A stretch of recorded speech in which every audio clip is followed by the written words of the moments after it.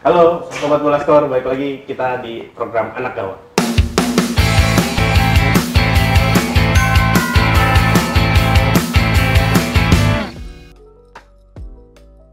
Kali ini kita bakalan ngebahas tentang Chelsea.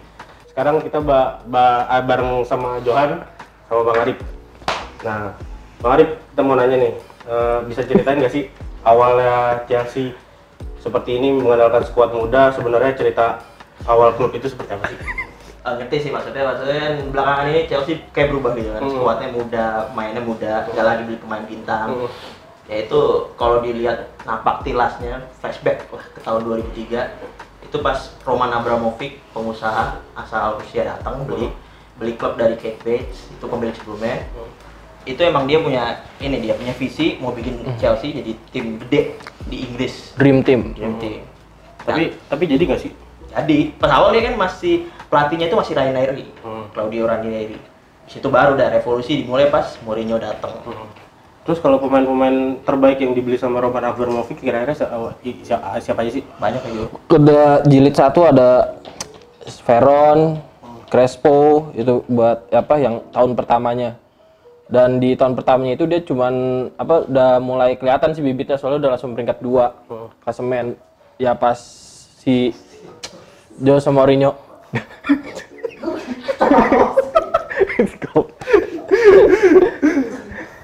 pas Jose Mourinho datang jadi semakin ini lagi ya, semakin dananya lebih terarah ngedatanginnya siapa ya. Kan Mourinho tahu sendiri dia manajer yang tahu apa yang dibutuhin timnya, dan ketika diturutin dia akan berprestasi, dan musim pertamanya langsung peringkat 1. Mourinho ikut turutin aja.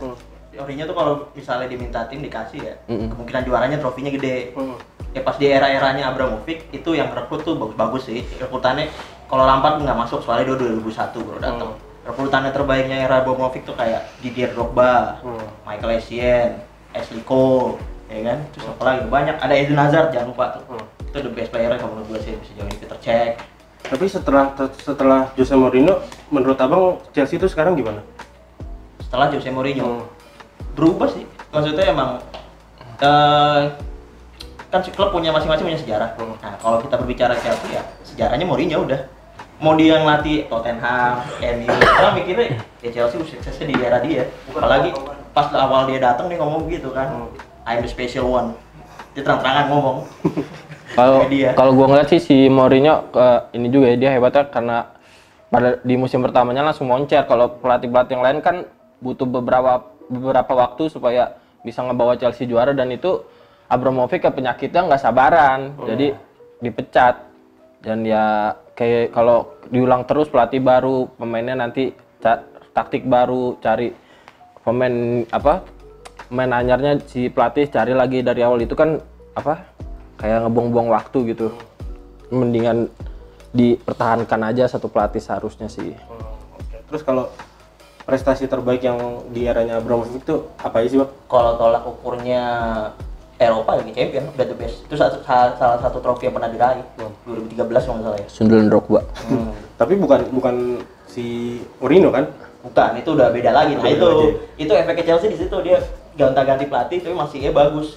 Di Matteo ya? Di Matteo, pas lagi juaranya itu dia Matteo. Caretaker. Tapi habis itu ya nggak dihargain, langsung didepak lagi. Kita ganti ini nih, filosofi Chelsea nih sekarang. Hobi ganti-ganti pelatih sama manajer. Itu Chelsea kan terkenal sebagai klub yang sering gonta-ganti pelatih nih. Ada berapa manajer sih di era sebelum Lampard sampai sekarang? Sekarang tuh total udah 14, termasuk Lampard ya. Masuk Lampard itu kalau disebutin satu-satu berbusa juga sih. Tapi emang banyak gitu dari era itu. Berarti dari 2003 sampai 2020 ada 14 pelatih. Itu kan termasuk hampir tiap tahun ganti ya. Sampai tiap tahun ganti. Jadi emang nggak periodenya nggak lama, nggak lebih dari 3, biasanya 3 musim, 2 musim maksimal lah. Mourinho 2 musim paling cabut. Jadi yang terbaik sampai saat ini Mourinho, tapi pelatih top pernah ngelatih Chelsea itu kayak Carlo Ancelotti, Conte, terus si Sarri masuk tempat ya. Sarri lumayan lah. Sarri lumayan. Gus Hiddink Sempet tadi interim dia. Ranieri sih, sebenarnya Ranieri itu pemegang kuncinya di awal, karena media di Inggris kan gue baca di Telegraph juga, Guardian. Sebenarnya Ranieri yang bentuk core-nya, akarnya Chelsea itu berarti dia bentuk. pelatih Italia ya cukup mengambil peran sama Chelsea. Jadi emang Ranieri itu pas awal dia ngebentuk John Terry, Lampard, ya mereka dimatengin gitu dimainin di dalam squad, ya Mourinho tinggal maksimalin aja. Udah Drogba datang juga kan. Berarti Mourinho tinggal metik buah yang dari Ranieri itu. Iya, ya seperti itulah. Bagus-bagus sih pelatihnya. Ada Gus Hiddink juga pernah, terus Luis Felipe Scolari pernah juga kan. Pelatih Brazil. Rafael Benitez. Terus apa benar Chelsea dulu sulit diberi kepercayaan kepada para pemain muda? Itu zaman dulu kan, kalau sekarang beda nih. Itu simple sih. Coba lihat cari contoh 2 kasus yang paling jelas itu si ini ya, Kevin De Bruyne ya, sama Mo Salah. Mo Salah. Itu sekarang jadi bintang di klubnya masing-masing. Itu pas eranya Mourinho ya. Eranya Mourinho. Pas eranya Mourinho kan ya. Waktu itu timnya lagi bagus, maksudnya emang ada pemain-pemain yang lebih mateng, lebih kan bagus. senembus tim utama juga susah karena itu kan Premier League kan bukan liga yang mudah ya, dan si De Bruyne sama Mo Salah kan baru datang dari klubnya masing-masing. Jadi salah satu ininya Chelsea sih andalannya dia dipinjemin ya. Pinjemin. Kalau ditebus terus bagus ya deritanya Chelsea. Makanya julukannya gitu, Lone Army. Jadi pemain pinjamannya banyak ya, sama kayak Atalanta di Italia ada juga. Cuma Salah tuh pas datang tahun 2014 dari Basel umurnya 21 tahun gitu. Jadi kayak siapa sih anak muda gitu kan. Dari Mesir lagi. Nggak terkenal gitu kan. Ya Mourinho juga susah ngasih kepercayaan dia main. Dipinjemin dulu, ya kan? Iya. Habis dipinjemin ya benar-benar dijual gitu. Dijual ke Roma tahun 2016. Tapi kira-kira nyesel nggak sih ngeliat Salah sama si De Bruyne sekarang? Ya, kalau gue misalnya jadi tukang sapuin Chelsea sih gue nyesel kayak. Nggak bisa dada aja.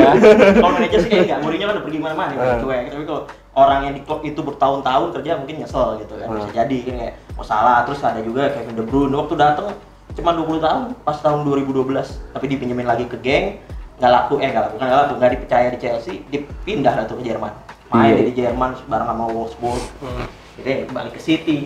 Pas balik ke City 2015 udah dari situ dia makin matang di tangan Guardiola. Nah makanya kan dari situ udah kelihatan, maksudnya Chelsea dulu tuh nggak seperti sekarang ini ngandelin squad muda, pemain-pemain yang udah matang lah dulu. Ya lu mau nyingkirin Lampard, Essien, Michael Ballack, siapa lagi, Drogba, susah. Alex Maluda yang tangan bebasnya kenceng.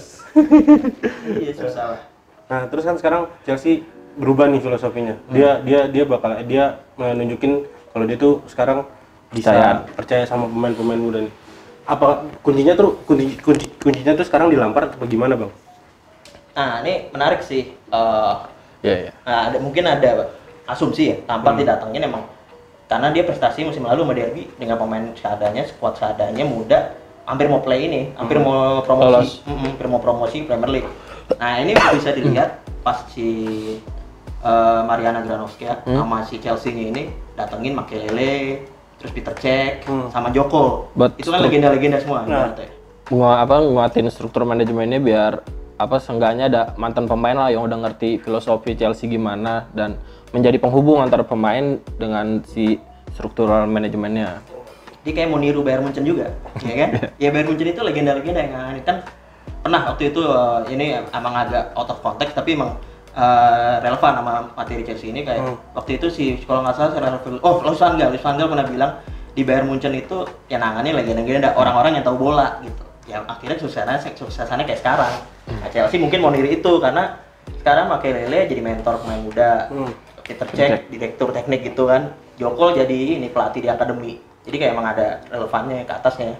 Kira-kira berapa tahun bakalan kelihatan prestasi di bawah Lampard ini, Bang? Kalau mau sabar sih ya, itu susah sepak bola modern ya. Sepak bola modern pasti dituntut sama sukses pasti. Apalagi kalau di si Chelsea kemarin di Premier League dan tim-tim lainnya pemainnya udah pada matang ya, kayak City, Liverpool, MU juga udah mulai nunjukin kan. Jadi menurut gua sih kudu ada perpaduan lah sama pemain yang seniornya. Mungkin bisa ngandelin Tammy Abraham, mungkin di tandeminnya sama siapa yang udah terkenal, ya kan? Tahu siapalah si Mason Mount yang lagi bagus-bagusnya. Kemarin pas tahun 2019 akhir sih Lampard pernah ngomong, dia bilang gini quote-nya nih.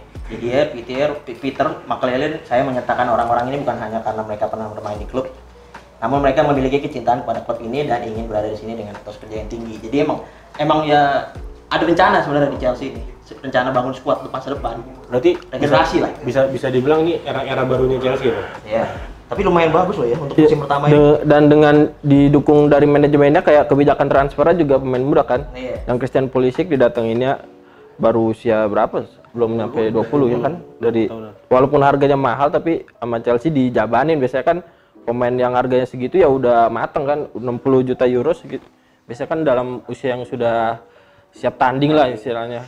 Mungkin ngaruh juga kan di ban sama FIFA kan. Iya. Awal-awal di ban musim panas kemarin. Jadi emang mungkin ada yang mau dibelanjain pemain gede tapi yang nggak jadi lah. Yang datangnya Pulisic itu dari Januari 2019 udah deal-dealan. Nah ini Januari kemarin Chelsea sebenarnya punya kans tuh ya. Iya. Kan dapat pemain bintang kayak mau pengalaman atau siapa. Tapi nggak ngerut. Tapi nggak ngerut. Tahu masalahnya apa? Kayaknya sih justru percaya main muda ya kan. masalahnya juga mungkin karena waktu kan kalau negosiasi sama pemain nggak semudah itu kan, mungkin ada yang udah dideketin ujung-ujungnya nggak jadi mungkin karena ada beberapa nama yang sempat masuk ke radar Chelsea juga. Itu Januari lagi kan susah nyari pemain bagus.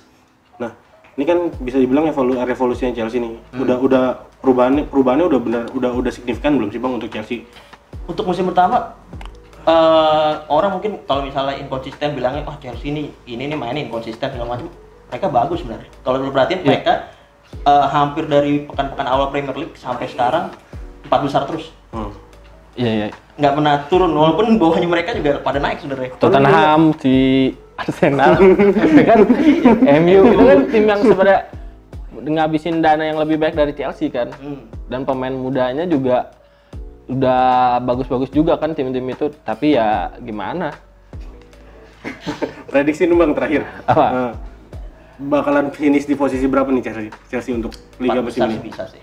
Ini kan Chelsea lawan Bayern Munchen udah kayak dilepas Bayern Munchen. Udah parah banget, maksudnya udah kalah leg 0-3 gitu. Mungkin sekarang fokusnya ke lokal aja udah. Ya, lebih baik dari MU lah.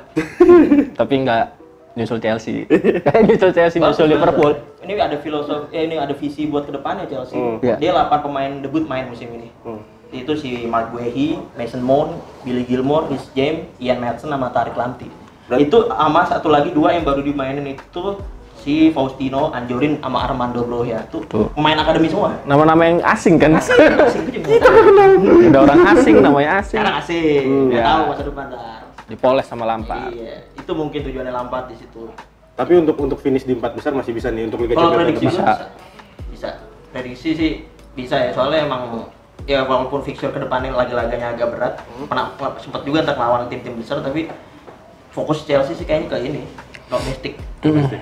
Soalnya kayak pesaingnya kalau Arsenal masih terlalu jauh, terus MU paling Europa League yang ngejarnya ya. Kejar bus aja dia.